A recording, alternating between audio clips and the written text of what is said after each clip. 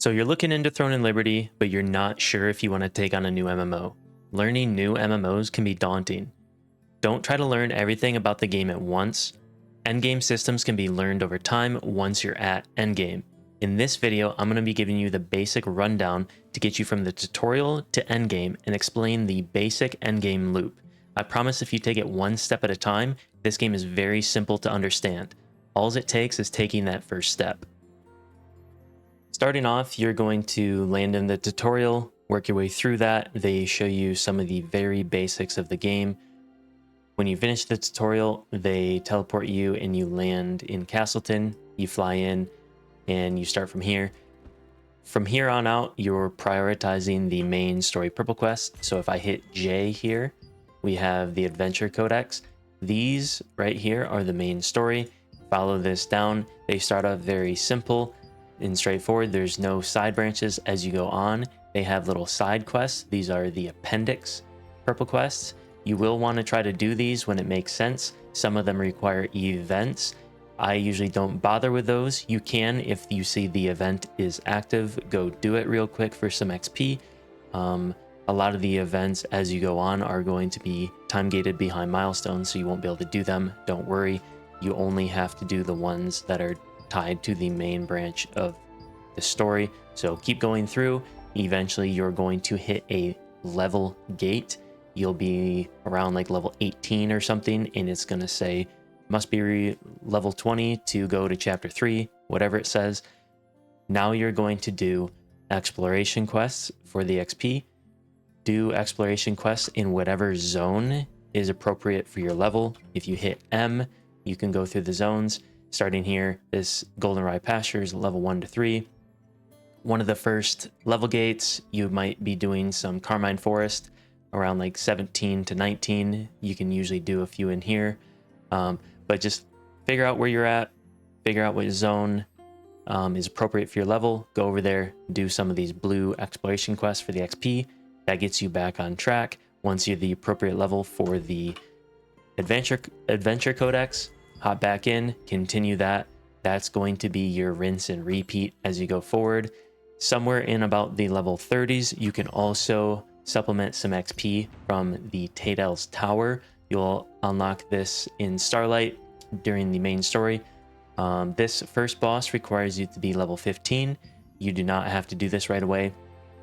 I also recommend kind of holding off. These can be a somewhat challenging task to complete. If you need just some quick and easy XP and you're kind of sick of exploration quests, you can try to get them done. But think about doing these in your 30s and do as many as you can. Do not waste too much time. If you're dying all the time, you can't complete it. Just move on. Get XP from something else. If you really, really have to, you can do some low-level contracts. I highly advise against that, though. You want to save those into your higher level. You'll get endgame rewards instead of the low-level rewards. But rinse and repeat until you're level 49 or 50, and then we'll go on to step 2. Once you're done with the main story adventure quests, you actually won't see chapter 11, 12, 13, or 14. Chapter 10 will be your end chapter for the adventure codex on global. So when you're done with chapter 10, you should be level 50. If you're not quite level 50, that is fine. You're done with this. You're done with the things that matter. You can start to do contracts here as long as you're level 49, which you should at least be level 49 by the time you're done with chapter 10. So you can do contracts. I prefer Watcher's Post, but you can do them. You can do your contracts in any level 50 area. So like I said, I choose Watcher's Post, pick up contracts. I have my priority for the contracts in my other video for the tips, but pick up your growth stones, level up your armor. That is going to give you, the contracts are going to give you weapon mastery and the ability to level up your gear. Your goal here is to make a big dent in your contracts so that the 10 a day that you get for your daily doesn't overcap. You can see I'm at 69 out of 60. You're gonna be maybe in the 80s all the way up to like 100. I forget how many they give you during the quests, but you're gonna have an overcap amount of these.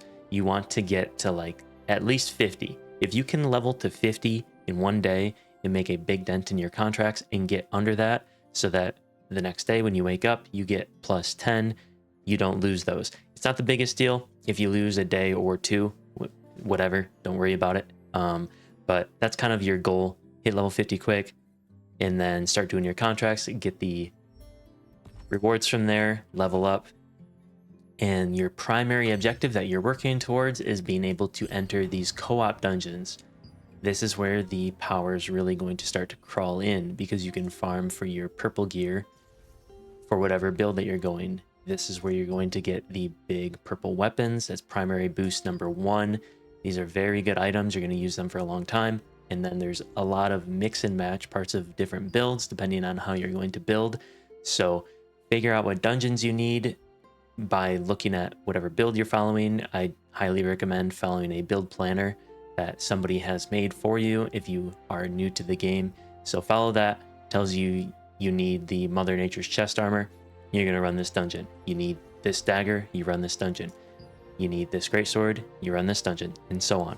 So you can only run so many of those a day, but if it's taking you a while and you're about to cap on your dungeon tokens like I am here, try to get in and get those done. But doing your contracts first, you want to get your armor and your weapons leveled up. Your weapons should be somewhere like level 6 or something. If you have a static group and people that know how to play and know how the dungeons work already, you can get in there pretty early and have no problems. If you're trying to pug it, or if you're brand new and yeah, nobody really knows what's going on and you're under leveled, you're going to have a bad time. I kind of expect pugs. What happened on KR, people started requiring +9 weapons and you'd have to link that. So I usually prioritize leveling up my weapons first, just so that that doesn't happen. They just want to make sure that you have enough damage to kill the boss and nobody's really wasting their time. They just, you know, link your weapon, +9, all right, good to go, and you go in. But yeah, that's gonna be your primary concern, is doing your daily contracts in your daily dungeons. Other things that you're gonna want to do are weekly contracts, which you can buy from the Sundries merchant. You're going to want to complete those before the weekly reset. You go to the Sundries merchant, you buy your weekly contracts for the open world dungeon and Taydell's Tower. Get those complete. No big rush. Like I said, they are a weekly, but that is something that you want to definitely make sure that you don't miss out on. You can buy your food, etc. So just get a handle on your dailies. Try to start working on your weeklies, and then we'll move on to what the overall endgame loop is going to be moving forward. So you've got your dailies and your weeklies kind of handled. You've got some time left over. Contracts aren't going to overcap. Your dungeons aren't going to overcap, etc. What do? So outside of events, which you're going to want to do for fun, the rewards are not anything crazy, but they are fun. They will give you guild activity. Your guild may require you to be showing up to these. So besides events, world bosses, which I highly recommend trying to meet or make any of these, show up, get loot. Your guild, if you're in one, is probably going to definitely require you to show up to these. You have other important things like, I mean, we're not going to have a siege, but you know, at least for a while, there's going to be boon and rift stones at some point. So besides your daily or like, you know, your time based events and activities, what do you want to do? What do you want to do to progress your character? You're gonna have some abyssal contract tokens. These are for open world dungeons. You earn these from doing your co-op dungeons from your other tokens, and you earn them doing your contracts. So ideally you make a big dent in your contracts and your dungeons, and before you overcap too hard on these, you start to spend them. So early on, figure out which open world dungeons are unlocked and figure out which blue items, because you're probably going to be farming for some blue items first.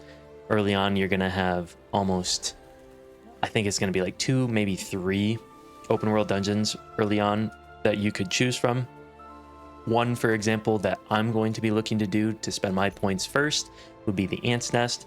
We go to monster info, and the acid ant here. These drop some melee evasion pants. These are very good for what I'm going to be running. So if your build planner has some of these items, you can farm for them now. So just a little bit deeper into this, I will go to the ant's nest and I will exclusively farm acid ants. You can see there are other ants here. If I kill the soldier ant, it will take points and I don't get anything of value from him. So only kill the acid ants if that's what you're going for. If you want to kill something else, like the worker ant, this corrupt witch's hat is also decent for other people. You can kill these too, but only kill mobs that drop things that you find valuable, or if you're going to be doing a contract. So keep that in mind.